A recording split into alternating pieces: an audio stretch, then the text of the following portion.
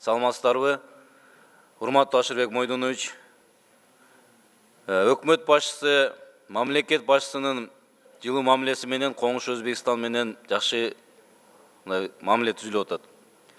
Андан бирден бир жыйынтыгы катары азыр мына темир жол каттамындагы транзиттик каттамдан 30% төмөндөтүлдү. Бул албетте таасирдүү. Ошонун алкагында биз оор жүк ташуучу автоунаалардын каттамын жолго салсак да, Ош-Бишкек жолунда каттамдардын акыбалы айынан жолубуз талканып атат. Экологиялык зыян келип атат. Экономикага таасир берип атат.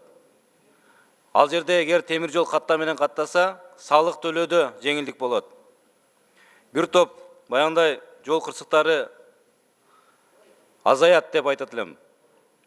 Ошону өкмөт өзүңүздөр токтом менен аныктап, жол жобосун тактап, ушу мүмкүн болушунча кандай гана товар болбосун, Россиядан башка мамлекеттен келе ушу темир жол аркылуу келсе жеңилдик болот.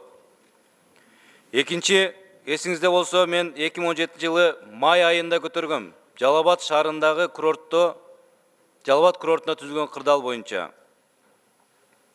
Ошол маселе көтөрүлгөндөн кийин экономикалык кылмыштыкка каршы кызматынын тергөөчүсү Сабиров тарабынан Жалал-Абад курорту боюнча кылмыш иши козголгон. Жыйынтыгында мен расмий түрдө экенин окуп кетейин.